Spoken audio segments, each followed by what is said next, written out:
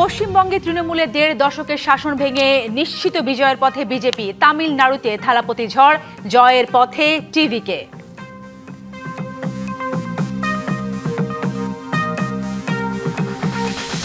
BNP একলা চলো নীতিতে নয়তো শঙ্কা জোট সঙ্গীদের, তবে সম্পর্কে টানা পোড়েন উড়িয়ে দিয়েছে সরকারি দল।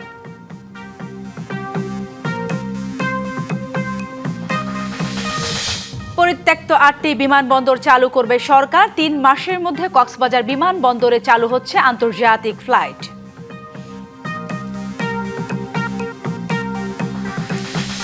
আবারও পরিবর্তন আনা হচ্ছে পুলিশের পোশাকে। থাকছে আগের ধাঁচের ইউনিফর্ম, প্যান্ট হবে খাকি রঙের।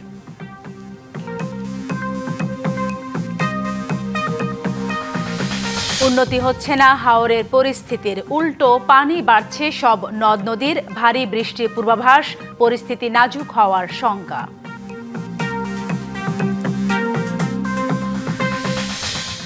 এবং যুক্তরাষ্ট্রে নৃশংস হত্যার শিকার পিএইচডি শিক্ষার্থী লিমনের মরদেহ পরিবারের কাছে হস্তান্তর। দাফন হবে জামালপুরের নিজ গ্রামে। পশ্চিমবঙ্গের বিধানসভা নির্বাচনে তৃণমূলের টানা ৩ বারের অভাবনীয় প্রভাব ও নীলবাড়ির মসনদ দখলের পথে বিজেপি। সকাল ৮টা থেকে শুরু হওয়া গণনায় এখন পর্যন্ত ১৯৬ আসনে এগিয়ে বিজেপি। তৃণমূল এগিয়ে ৯১টিতে, ২টি আসনের আনুষ্ঠানিক ফল ঘোষণা করেছে নির্বাচন কমিশন। মন্তেশ্বর আসনে জয়ী হয়েছেন বিজেপি প্রার্থী, আর ভগবান গোলায় জিতেছে তৃণমূল। এরই মধ্যে বিজয় নিশ্চিত বলে দাবি করেছে কেন্দ্রের শাসক দল।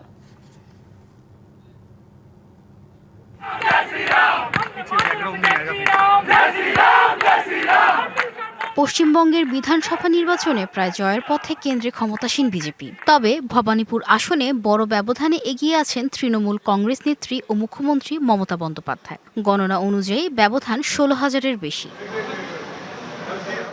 এই আসনে তার প্রতিদ্বন্দ্বী বিরোধী দলীয় নেতা বিজেপির শুভেন্দু অধিকারী। পঞ্চম দফার গণনা শেষে তিনি পেয়েছেন ৯,০০০-এর বেশি ভোট। বিরোধী দলের নেতার দাবি, নির্বাচনে তার দলই সরকার গঠন করবে। বিজেপির রাজ্য সভাপতি শ্রমিক ভট্টাচার্য এরই মধ্যে বলেছেন, দলের কর্মীদের স্বপ্ন এখন বাস্তব হতে যাচ্ছে।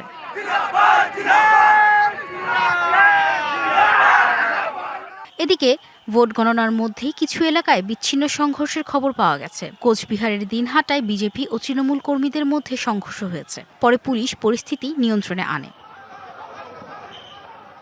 এদিকে কলকাতার বিজেপি অফিসে একদিকে যেমন মিষ্টি বিতরণ হচ্ছে, তেমনি ঝালমুড়িতে মেতেছেন গেরুয়া শিবিরের কর্মী সমর্থকরা। অবশ্য মমতা বন্দ্যোপাধ্যায় জরুরি বার্তায় পোলিং এজেন্টদেরকে যার যার অবস্থানে থাকার আহ্বান জানিয়েছেন। কাউন্টিং এজেন্টরা এবং প্রার্থী ক্যান্ডিডেটরা তারা ভোটিং এলাকা ছেড়ে আসবেন না। স্ট্রং রুমে যেখানে কাউন্টিং হচ্ছে, মানে সেন্টারে, সেখান ছেড়ে কেউ আসবেন না। এটা বিজেপির প্ল্যান। অন্যদিকে মুখ্যমন্ত্রী মমতার অফিসের বাইরে স্লোগান দিচ্ছে বিজেপি কর্মীরা। Rahnuma Fermin, DBC news desk. বিএনপির রাজপথের সঙ্গী ১২ দলীয় জোটের কার্যক্রম কি? এমন প্রশ্নে শরিকদের কেউ বলছেন কার্যত নিষ্ক্রিয় এই জোট। তাদের আশঙ্কা, বিএনপি হয়তো একলা চলো নীতিতে ঝুঁকেছে, আর যে কারণেই এই দূরত্ব। অন্যদিকে বিএনপি বলছে জোট সঙ্গীদের সঙ্গে রাজনৈতিক সম্পর্কে টানাপোড়েন নেই, আর জোট রক্ষায় বিশেষ নজরে পরামর্শ বিশ্লেষকদের।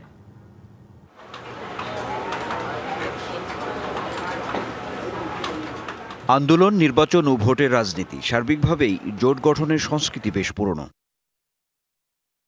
৯০ এরশাদ বিরোধী আন্দোলনের চূড়ান্ত পর্যায়ে বিএনপি নেত্রী বেগম খালেদা জিয়ার নেতৃত্বে ৭ দলীয় জোটের ভূমিকা ছিল বেশ গুরুত্বপূর্ণ। ২০০১ সালে বিএনপি নেতৃত্বাধীন ৪ দলীয় জোট বিপুল সংখ্যাগরিষ্ঠতা নিয়ে সরকার গঠন করে। জোট নির্ভর রাজনীতির অংশ হিসেবে ২০১২ সালে ২০ দলীয় জোট গঠন করে বিএনপি। রাজনৈতিক নানা চড়াই উতরাই পেরিয়ে দীর্ঘ ১ দশক পর সরকার বিরোধী যুগপৎ আন্দোলনের গতি ও ব্যাপ্তি বাড়াতে ২০২২ সালে ২০ দলীয় জোট অনানুষ্ঠানিকভাবে ভেঙে দিয়ে গঠন করা হয় ১২ দলীয় জোট। সবশেষ ত্রয়োদশ নির্বাচনেও জোটবদ্ধ হয়েই নির্বাচন করে বৃহৎ রাজনৈতিক দল বিএনপি। এখন প্রশ্ন উঠেছে, রাষ্ট্র ক্ষমতায় আসার পর বিএনপির সঙ্গে যুগপৎ শরিকদের রাজনৈতিক হালচাল কতটা সচল? যে ২-৩টা দল পার্লামেন্টে আছেন, তারা একভাবে সরকারের অংশ আছেন। এর বাইরে তো বিপুল অধিকাংশ দলই এর বাইরে। তাদের সাথে বিএনপি বা বিএনপির সরকারের রাজনৈতিক সম্পর্কটা কি, এগুলো নিয়ে আসলে কোনো কোনো মানে আলাপ আলোচনাই হয়নি। তো বস্তুত বলতে পারেন এখন এক ধরনের যোগাযোগ বিচ্ছিন্নতা, এবং যত দিন যাচ্ছে এক ধরনের আরও দূরত্ব তৈরি হচ্ছে। তো রাজনীতির কোনো কর্মসূচি বিএনপি তো পালন করছে না, তাহলে আমাদের কথা মনে থাকবে কেন? তারেক রহমান নিজে এবং তার মন্ত্রীরা সারা দেশে একযোগে 54টা নদী খাল খননের কর্মসূচি বাস্তবায়নে তারা অংশগ্রহণ করেছেন। এই বিশাল কর্মযজ্ঞে, দেশের মানুষের পক্ষের একটা কর্মযজ্ঞে আমাদেরকে দাওয়াতটাও করা হয়নি। বিএনপির সঙ্গে সমমনা বা জোট নির্ভর কার্যক্রমে ভাটা পড়ার কোনো কারণ আছে কি? আমার ধারণা হয়েছে বিএনপি সম্ভবত একলা চলর নীতি কৌশলে বিএনপি গ্রহণ করেছেন। সেই জায়গা থেকে যে জন্য আমি দেখছি যে জামাত তার অন্যান্য বন্ধুদের সাথে যেভাবে তাদের যারা অর্গানিক রিলেশনশিপ, বোঝাপড়া, সমঝোতা পার্লামেন্টের ভেতরে, পার্লামেন্টের বাইরে, বিএনপি সেদিক থেকে মনে হয় কিছুটা উল্টো পথেই তারা হাঁটছেন। তবে জোট বা সমমনাদের সঙ্গে যোগাযোগ অব্যাহত আছে বলে জানান এই নেতা। মানে আন্তঃসম্পর্কের যে কোনো ঘাটতি জোটের শরিক দলগুলোর সাথে কোনোভাবেই এটা হয়নি, বরং আন্তঃসম্পর্ক অত্যন্ত মজবুত, অত্যন্ত ভালো। আক্ষেপ, আনন্দ এবং ইচ্ছা পূরণ, এই সবগুলো মিলেই তো একটা রাজনৈতিক প্রসেস হয়। জোটের যে দলগুলো বা শরিক দলগুলোর সাথে কারা কথা বলবে, সেটা দায়িত্বপ্রাপ্ত নেতা তো আছেন আমাদের, তারা তো প্রতিনিয়ত হরহামেশাই তারা কথা বলছেন, আলাপ করছেন। বিশ্লেষকদের পরামর্শ, সমমনাদের সঙ্গে বিএনপির সুসম্পর্ক বজায় রাখা খুব জরুরি। যে জোট এবং যেই অঙ্গ সংগঠন নিয়ে বিএনপি এই ক্ষমতায় এসেছে তাদেরকে সবসময় মূল্যায়নটা করা এবং তাদের কাছাকাছি থাকা। এখন প্রধানমন্ত্রী হিসাবে যেভাবে বিভিন্ন জায়গায় সফরে যাচ্ছেন এবং বিভিন্ন জায়গায় ট্যুর করছেন, রাজনৈতিক ট্যুরগুলো, সেখানে কিভাবে ওই সমাবেশগুলোতে, এই প্রোগ্রামগুলোতে অন্যান্য লোকজনকে কীভাবে রাখা যায় সেটা ভেবে নিলে কিন্তু কাজটা সহজ হয়ে যায়। কোনো স্বার্থ নয়, রাজনৈতিক সহাবস্থানের চর্চা অব্যাহত রাখতে শরিকদের মূল্যায়ন দূরে নয় কাছে টানাই শ্রেয় বলছেন রাজনীতি বিশ্লেষকরা। Anwar Hossain, DBC news, Dhaka. দেশি বিদেশি বিনিয়োগ আকৃষ্ট করতে প্রকল্প অনুমোদন প্রক্রিয়া সহজ করার নির্দেশ দিয়েছেন প্রধানমন্ত্রী তারেক রহমান। সকালে সচিবালয়ে বস্ত্র ও পাট মন্ত্রণালয়ের সঙ্গে বৈঠকে এ নির্দেশনা দেন তিনি। বস্ত্র ও পাট মন্ত্রণালয়ের আওতাধীন বন্ধ কলকারখানার বর্তমান অবস্থা জানতে এবং সেগুলো খুলে দিতে করণীয় নির্ধারণে সংশ্লিষ্ট মন্ত্রণালয় এবং দপ্তরের কর্মকর্তাদের সঙ্গে এই বৈঠক করেন প্রধানমন্ত্রী। তিনি বলেন, একটি বিনিয়োগ বান্ধব পরিবেশ গড়ে তুলতে প্রতিশ্রুতিবদ্ধ সরকার। এ লক্ষ্য অর্জনে বিনিয়োগ প্রক্রিয়ায় বিদ্যমান জটিলতা দূর করা জরুরি। দীর্ঘদিন ধরে বন্ধ থাকা সরকারি কলকারখানাগুলোতে যারা আন্তরিকভাবে বিনিয়োগ করতে চান তাদের প্রয়োজনীয় সহযোগিতা দেওয়ার আশ্বাসের কথাও বলেন বৈঠকে সরকার প্রধান। সংরক্ষিত নারী আসনে এমপিরা গণতন্ত্রকে প্রাতিষ্ঠানিক রূপ দিতে এবং সংসদকে প্রাণবন্ত করতে কাজ করবেন বলে আশা বিএনপির মহাসচিব ও স্থানীয় সরকার মন্ত্রী মির্জা ফখরুল ইসলাম আলমগীরের। দুপুরে সংরক্ষিত আসনে এমপিদের নিয়ে জিয়া উদ্যানে শহীদ রাষ্ট্রপতি জিয়াউর রহমান এবং সাবেক প্রধানমন্ত্রী খালেদা জিয়ার সমাধিতে শ্রদ্ধা জানাতে এসে একথা বলেন তিনি।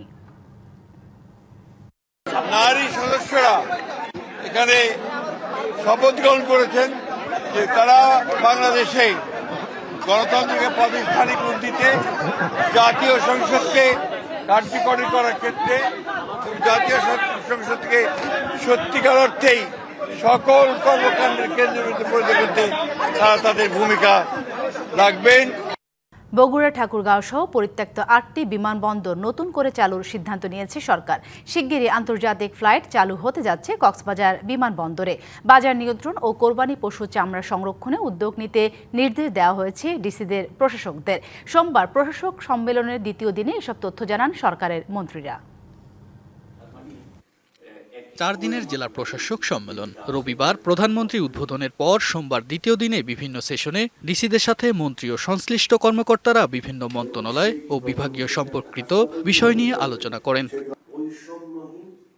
গণমাধ্যমকে বেসামরিক বিমান পরিবহন ও পর্যটন প্রতিমন্ত্রী জানান, পরিত্যক্ত বিমানগুলোকে সচল রাখার সিদ্ধান্ত নেওয়া হয়েছে। আমাদের অনেক জেলায় বিমানবন্দর রয়েছে, সেগুলিকে কিভাবে অ্যাড্রেস করবেন ওনারা সে সম্বন্ধে তাদেরকে বলা হয়েছে এবং সেগুলি উন্নীত করার জন্য তাদেরকেও আমরা নির্দেশনা দিয়েছি এবং আমরা কি কি কাজ করছি সেগুলি তাদেরকে অবহিত করেছি। বেসামরিক বিমান পরিবহন ও পর্যটন মন্ত্রী জানান, 3 মাসের মধ্যে কক্সবাজার বিমানবন্দর থেকে চালু হবে আন্তর্জাতিক ফ্লাইট, আর ডিসেম্বরে চালু হবে শাহজালাল বিমানবন্দরের 3rd টার্মিনাল। আমরা মন্ত্রণালয় থেকে নির্দেশ দিয়েছি পর্যটক যারা আসবে তারা যেন নিরাপত্তাহীনতা না ভোগে। প্রথম কিন্তু এই জিনিসটা জেলা প্রশাসকের দায়িত্ব, এই জায়গাটা খেয়াল করা। কৃষিমন্ত্রী জানান, খাদ্য হিসাবে আলুর ব্যবহার কিভাবে বাড়ানো যায় সেদিক নজর রাখতে জেলা প্রশাসকদের পরামর্শ দেওয়া হয়েছে। বন্যায় প্লাবিত নিম্নাঞ্চলের ক্ষতিগ্রস্ত কৃষকদের অর্থ সহায়তা দেয়া হবে প্রধানমন্ত্রী ও দুর্যোগ ব্যবস্থাপনা মন্ত্রণালয়ের তহবিল থেকে। যে আমাদের খাদ্য অভ্যাসের ভিতরে আলুটাকে ইন্ট্রোডিউস করা যাইতে পারে কিনা, তো আছে, আরো বাড়ানো যায় কিনা। আমরা ভিন্ন প্রজাতির আলু উৎপাদন শুরু করেছি, সাকসেসফুল হয়েছি। আমরা আশা করি আগামী দিনে অনেক বড় রপ্তানি করতে পারবো। এছাড়া কোরবানি ঈদে পশুর চামড়া যেন নষ্ট না হয় সেদিকে জেলা প্রশাসকদের কার্যকর উদ্যোগ নিতে বলেছে বাণিজ্যমন্ত্রী। টিসিবির কাজের আওতা আমরা বাড়াবো।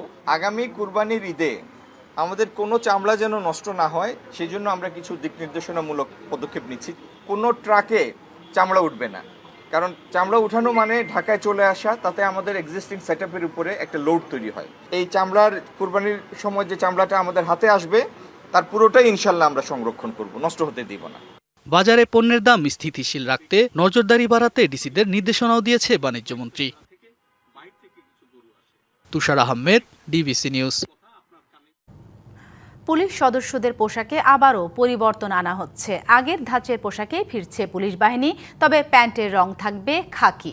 দুপুরে সচিবালয় প্রেস ব্রিফিংয়ে তথ্য জানান স্বরাষ্ট্রমন্ত্রী সালাহুদ্দিন আহমেদ। স্বরাষ্ট্রমন্ত্রী বলেন, বর্তমান পুলিশের জন্য নির্ধারিত পোশাক নিয়ে সদস্যদের মধ্যে আপত্তি ছিল।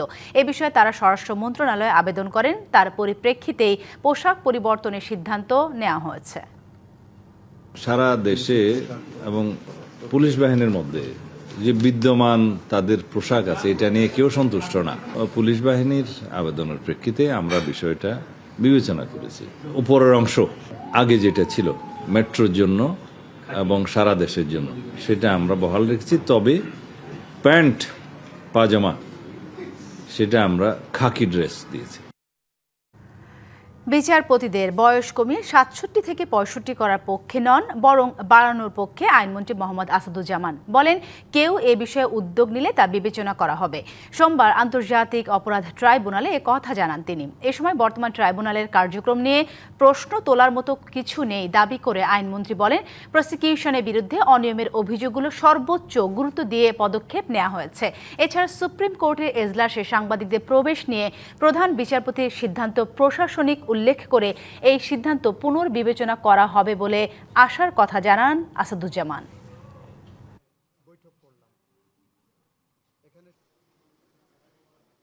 পৃথিবীর বিভিন্ন দেশে আছে, আমরা কিছু কিছু জায়গায় এক্সপেরিয়েন্স যত বেশি হবে, বিশেষ করে বিচারপতিদের আমরা বেশি করে সেবা পাবো। তো আমাদের মাননীয় বিচারপতিরা ৬৭ বছর পর্যন্ত যে আছেন, সেই বিষয়টা যদি মনে হয় কেউ কমানোর জন্য উদ্যোগ নেন, সেই উদ্যোগটা কি কারণে বলছেন ওনারা, আমরা বিবেচনা করব। ওটা তলিয়ে যাওয়া হাওরে ডুবেছে সোনালী ধান।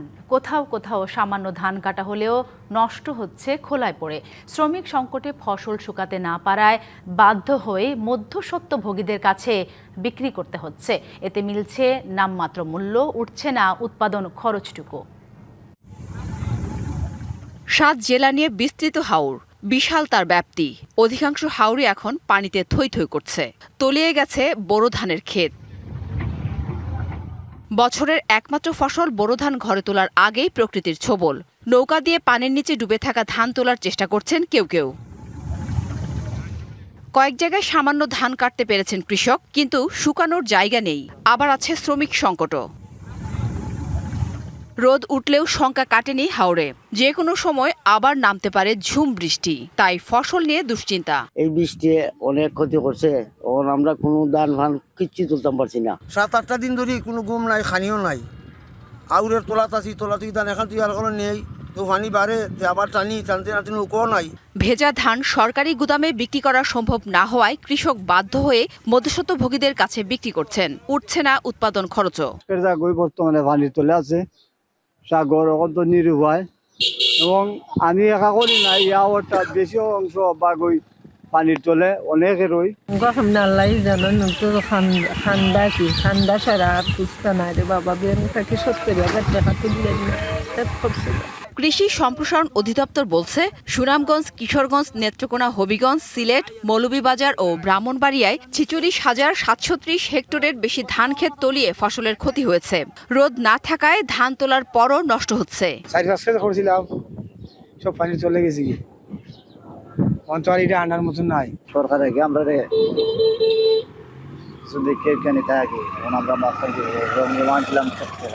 ক্ষতিগ্রস্ত কৃষকদের তালিকা তৈরি করা হচ্ছে বলে জানায় কৃষি সম্প্রসারণ অধিদপ্তর। প্রকৃত কৃষকের তালিকা করতেছি, তো এই তালিকাগুলো আমরা ইতিমধ্যেই দুর্যোগ ব্যবস্থাপনা, ত্রাণ মন্ত্রণালয় এবং কৃষি মন্ত্রণালয়ে প্রেরণ করেছি। হাওরের নিচু অংশে এখনো যে পরিমাণ পানি, তাতে ধান কাটার কোনো উপায় নেই। তার উপর আরও 2 দিন আছে ভারী বৃষ্টির পূর্বাভাস। জান্নাত সাথী, ডিবিসি নিউজ ডেস্ক।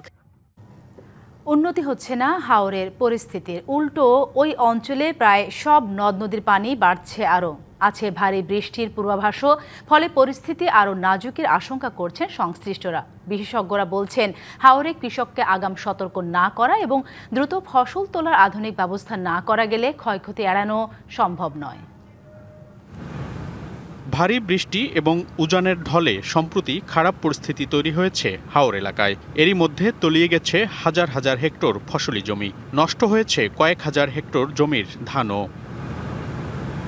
ধান কাটতে না পারায় সবই নষ্ট হচ্ছে পানির নিচে, আর যেসব ধান কাটা হয়েছে পানি উঠে এবং বৃষ্টির প্রভাবে তাও নষ্ট। এই অবস্থায় দিশেহারা কৃষকের অপেক্ষা বৃষ্টি ও বন্যার পানি কমা নিয়ে। কিন্তু এ বিষয়ে এখনই কোনো সুখবর নেই, বরং ভারী বৃষ্টি হতে পারে আরও কয়েকদিন, যাতে আরও নাজুক হতে পারে পরিস্থিতি। বৃষ্টিপাতটা যত বাড়বে, বৃষ্টির হতে পরিস্থিতি একটা খারাপের দিকেই যাবে। তখন আমরা যেটা দেখছি এখন পর্যন্ত আমাদের যে পূর্বাভাস, দেখা যায় আগামী 3-4 দিন উত্তর পূর্বাঞ্চলের বৃষ্টিপাতের ইয়েটা বেশি থাকবে। হাওর এলাকায় প্রায় সব নদ নদীর পানি বিপদসীমার উপর দিয়ে বইছে এখনো, যা আরও বাড়ছে। তাই সামনে এই ঝুঁকি আরও বাড়বে বলে শঙ্কা বন্যা পূর্বাভাস কেন্দ্রেরও। নতুন করে সিলেট, হবিগঞ্জ, মৌলভীবাজার ম্যাক্সিমাম নদী, বলতে গেলে প্রায় সকল নদীরই পানি বৃদ্ধি পাচ্ছে, গত 24 ঘন্টায় বৃদ্ধি পেয়েছে আমরা দেখতে পাচ্ছি। কালনী কুশিয়ারাতে যদি বিপদসীমা অতিক্রম করে, সেক্ষেত্রে নতুন নতুন নিম্নাঞ্চল প্লাবিত হওয়ার সম্ভাবনা রয়েছে। আরও 1 সপ্তাহের মতো লাগবে পানি বিপদসীমার নিচে নামার জন্য, কেননা খুবই ধীর গতিতে পানিগুলো নামছে। কিন্তু যদি বৃষ্টি চলমান থাকে, সেক্ষেত্রে বন্যা পরিস্থিতি স্বাভাবিক হতে আরও কিছুটা সময় লাগবে। বিশেষজ্ঞরা বলছেন, হাওরে কৃষকদের আগাম সতর্কতা এবং দ্রুত ফসল ঘরে তোলার ব্যবস্থাপনা না থাকায় ক্ষয়ক্ষতির পরিমাণ সীমাহীন। এখানে মুহূর্তের মধ্যে কয়েক হাজার হেক্টর জমির ধান কেটে ফেলা যায় মেকানিক্যাল ওয়েতে। কাজে সেই যান্ত্রিক যে আমাদের সমস্যাগুলো রয়ে গেছে, সেগুলোও কিন্তু সমাধান করতে হবে। এটা কিন্তু নতুন একটা ডাইমেনশন আমরা তৈরি করতে পারি, যে অতি দ্রুত সময় আমরা ইভেন সাবমার্জিবল সিচুয়েশনের মধ্যে আমরা ধানগুলো কেটে নিয়ে আসতে পারি। হাওরে ফসল হারিয়ে নিঃস্ব হয়েছে বহু কৃষক পরিবার। ক্ষতি সইতে না পেরে ঘটেছে কৃষকের মৃত্যুর ঘটনাও। মনিরুল সোহাগ, ডিবিসি নিউজ, ঢাকা। চট্টগ্রামে একীভূত হওয়া 5টি ব্যাংকের শাখায় দ্বিতীয় দিনের মতো বিক্ষোভ করে তালা দিয়েছে আমানতকারীরা। হেয়ারকাট বাতিল ও ব্যাংকে রাখা আমানত তুলতে না পারায় সকালে নগরীর আগ্রাবাদে আমানতকারী অ্যাসোসিয়েশনের ব্যানারে এ কর্মসূচি পালন করা হয়। ভুক্তভোগীরা জানান, ভবিষ্যতে আরও কঠোর কর্মসূচি দেওয়া হবে।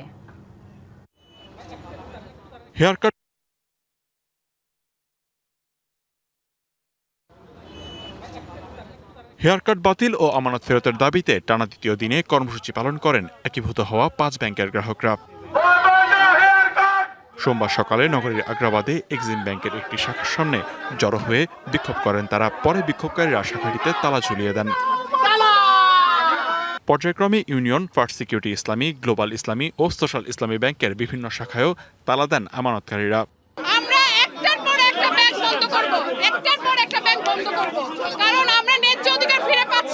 আমাদের যৌক্তিক দাবি হচ্ছে 2টা, একটা হচ্ছে 24 এবং 25 যেটা অবৈধ হেয়ারকাট। এই অবৈধ হেয়ারকাট আমরা মানি না, আমরা জীবনেও মানব না। তাদের অভিযোগ, আমানতের একটি বড় অংশ কেটে নিচ্ছে ব্যাংক, বাকি টাকাও তুলতে পারছেন না তারা। 1000 টাকা দিলে মাসে প্রফিট 500 টাকা দিচ্ছে, আর 500 টাকা দিচ্ছে না। 24 বছর প্রবাস করে কষ্ট অর্জিত টাকা ইনকাম করে ফার্স্ট সিকিউরিটি ব্যাংকে রাখেছে, আজকে টাকা দিচ্ছে না, পয়সা দিচ্ছে না। ব্যাংক কর্মকর্তারা বলছেন, আমানতকারীদের বিষয়টি সংশ্লিষ্ট কর্তৃপক্ষকে জানানো হয়েছে।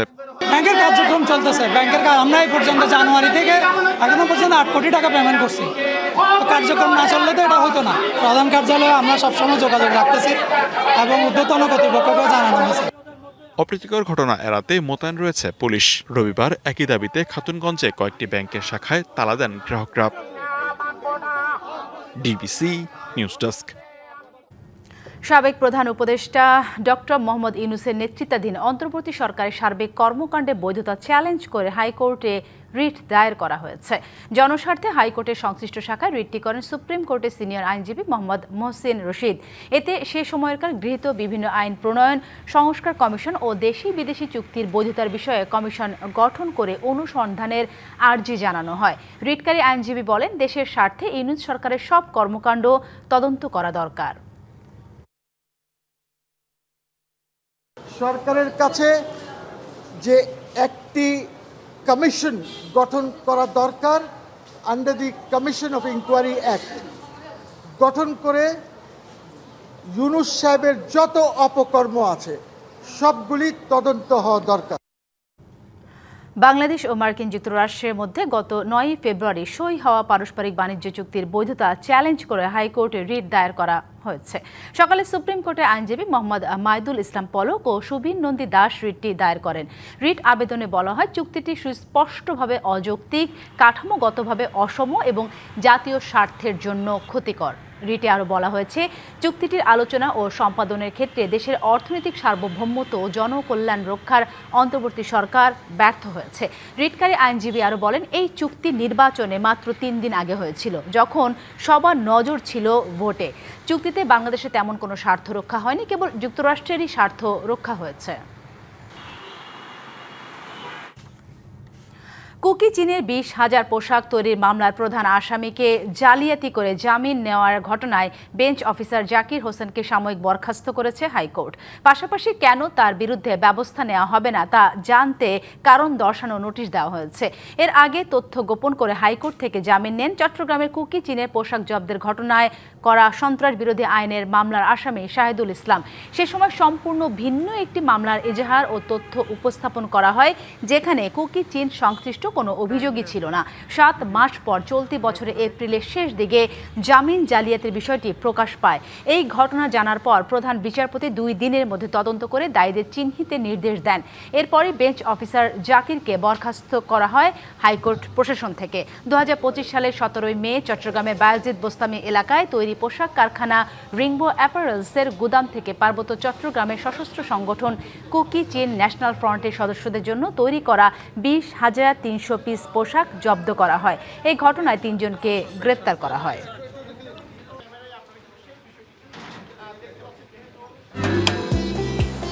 শান্তি। ক্লিক ফ্যানের অ্যারোডাইনামিক ডিজাইনের aluminium blade O double shielded বল বেয়ারিং নিঃশব্দে বাতাস ছড়ায় পুরো ঘর জুড়ে। Click fan. গণ অভ্যুত্থানের সময় বিদেশে আন্দোলন করে ক্ষতিগ্রস্ত 208 জন প্রবাসী বাংলাদেশের প্রত্যেককে 25 লাখ টাকা করে কেন ক্ষতিপূরণ দেওয়া হবে না তা জানতে চেয়ে রুল জারি করেছেন হাইকোর্ট। সোমবার বিচারপতি ফাতেমা নজিবের নেতৃত্বাধীন হাইকোর্ট বেঞ্চ এই রুল জারি করেন। প্রবাসী কল্যাণ মন্ত্রণালয়ের সচিব সহ সংশ্লিষ্টদের রুলের জবাব দিতে বলা হয়েছে। আদালতে রিটের পক্ষে শুনানি করেন ব্যারিস্টার HM সঞ্জিদ সিদ্দিকী। পরে তিনি বলেন, 208 জনের মধ্যে জুলাই আন্দোলনের সময় সংযুক্ত আরব আমিরাতে সাজাপ্রাপ্ত 57 জন শ্রমিক রয়েছেন। এই 57 জন সহ সবাইকে সরকার জুলাই যোদ্ধা হিসেবে স্বীকৃতি দিয়েছে। রাঙ্গামাটি জেলা ছাত্রদলের নবগঠিত কমিটি নিয়ে অসন্তোষের জেরে 2 পক্ষের সংঘর্ষ হয়েছে। এতে আহত হয়েছেন অন্তত 10 জন। আইনশৃঙ্খলা পরিস্থিতি নিয়ন্ত্রণে 144 ধারা জারি করেছে প্রশাসন। রাঙ্গামাটি জেলা কমিটি বাতিলের দাবিতে দুপুর থেকে পদবঞ্চিতরা বিএনপি দলীয় কার্যালয়ের সামনে অবস্থান নেয়। অন্যদিকে পৌরসভা প্রাঙ্গণ থেকে নবনির্বাচিত কমিটির অনুসারীরা আনন্দ মিছিল বের করার চেষ্টা করলে উভয় পক্ষের মধ্যে সংঘর্ষ হয়। এ সময় ইটপাটকেল নিক্ষেপ, লাঠিসোঁটা ও দেশীয় অস্ত্র নিয়ে হামলার ঘটনা ঘটে। এক পর্যায়ে নির্বাচিত কমিটি সমর্থকেরা পদবঞ্চিত কর্মীদের হটিয়ে বিএনপি কার্যালয় দখলে নেয়। সংঘর্ষ থামাতে পুলিশ সেনাবাহিনী লাঠি পেটা করে ছত্রভঙ্গ করে দেয়। বিএনপি অফিসের আশেপাশে এলাকায় বর্তমানে পরিস্থিতি থমথমে। পরিস্থিতি নিয়ন্ত্রণে বিপুল সংখ্যক পুলিশ ও সেনা সদস্য মোতায়েন রয়েছে। পৌরসভা এলাকা থেকে বনরূপা পর্যন্ত পরবর্তী নির্দেশ না দেওয়া পর্যন্ত 144 ধারা বলবৎ থাকবে। যুক্তরাষ্ট্রে ফ্লোরিডার নৃশংস হত্যার শিকার পিএইচডি শিক্ষার্থী জামিল আহমেদ লিমনের মরদেহ দেশে আনা হয়েছে। শাহজালাল বিমানবন্দরে পরিবারের কাছে লিমনের মরদেহ হস্তান্তর করা হয়। এ সময় স্বজনরা দ্রুত হত্যার বিচার দাবি করেন।